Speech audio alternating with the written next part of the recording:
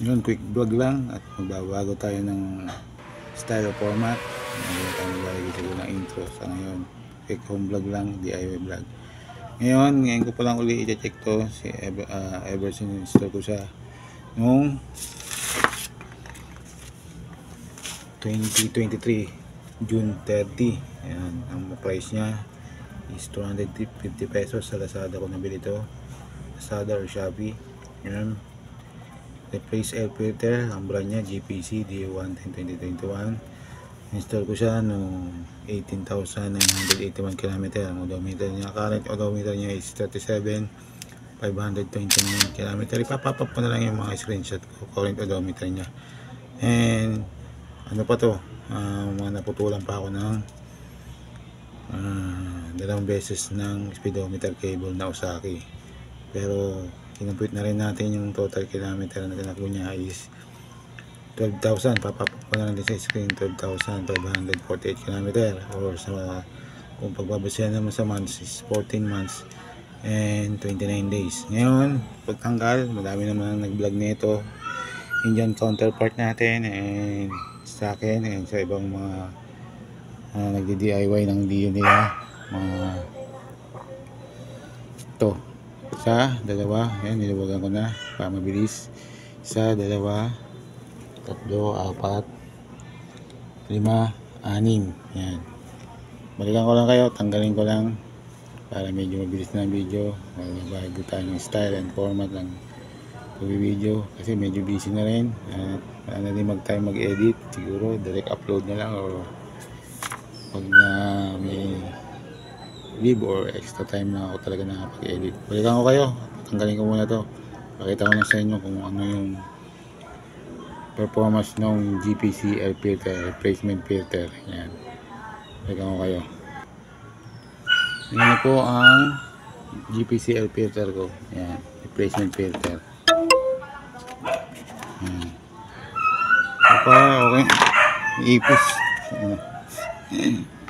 Yan, okay naman ang kanyang performance. Medyo malinis pa, pero try ko uling gamitin yung aking, medyo madumi na rin kasi 12,000 km na rin almost 14 months and 29 days. Yan, hindi naman siya basa-basa, ibig sabihin hindi siya pasok ng mga recent na baha sa atin sa biyahe ko, sa deliver and pagbiyahe ko sa Valenzuela. Ayan, performance ng GPC and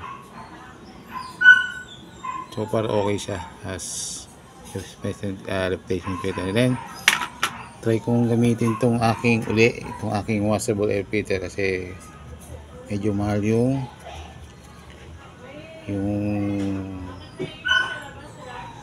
factory default ng air filter ng Honda Dio natin, and gusto kong mag original uli. Pero sa ngayon ito uli ang gagamitin ko, and aking washable air filter, and medyo hindi na ako active sa Shopee and Lazada ko, and tatry ko lang uli gamitin and check ko yung performance ko. Yan, and recently nakapag change oil na rin tayo ng anong brand yun, kalimutan ko naman yung brand na yun, Liquimoli. Hindi ko pa na-upload din yung video, 1 week pa lang naman ang gagamit ko dun. Ayan, try ko itong performance nito uli ng aking washable air filter. Balikan ko kayo. Yan, nakabit ko na yung aking washable air filter. Pinupush lang naman yan, and watch or panoorin nyo na lang yung ibang video ko nito kung ginabit ko yan. Ngayon, balitaan ko lang kayo sa performance.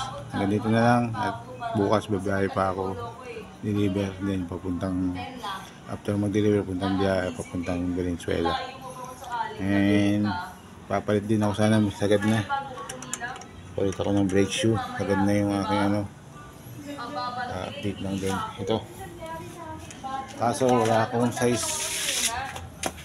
Ang pinakamalaki kong nut, socket nut is 17 lang, 17, 19. Ang size yata nito 21. Ang gamit ko nga pala dyan is yung pitch bike na non-asbestos Please comment down below kung ano yung ginamit nilang material doon. Basta sinabi nila is non-asbestos. Pakita ko lang din sa'yo. Nabili ko ito sa Lazada. Ang brand niya is, baka ipa-install ko na lang ito sa mga machine shop. Then balitaan ko na lang kayo, machine shop or motorcycle shop. Yan, Otaka brake shoe, brake smoothly, quality assurance, rubberized, genuine parts, Japan technology.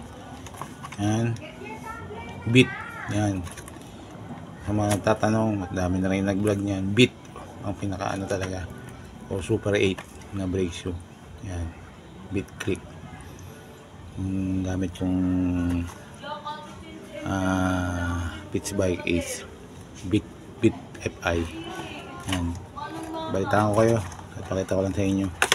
Rubberized to, yung sa Pitts Bike hindi ko alam kung ano siya. Ito is rubberized, kulay pula. Yan, hanggang dito na lang at salamat sa panonood. Yan, pula, rubberized siya talagay dito. Yan, rubberized, Otaka.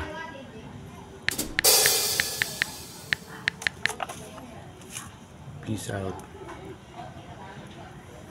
Lagay ko na lang yung PayPal account ko, yung GCash number kung mga gusto mo donate sa channel ko para makapagawa pa tayo ng video kahit pa paano.